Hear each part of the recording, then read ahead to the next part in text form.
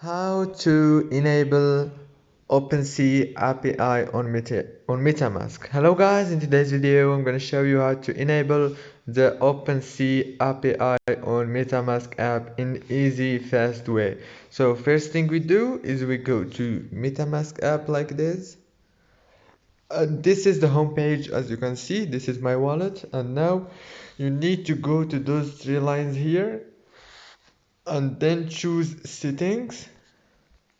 And after that, you need to choose the second option, security and privacy.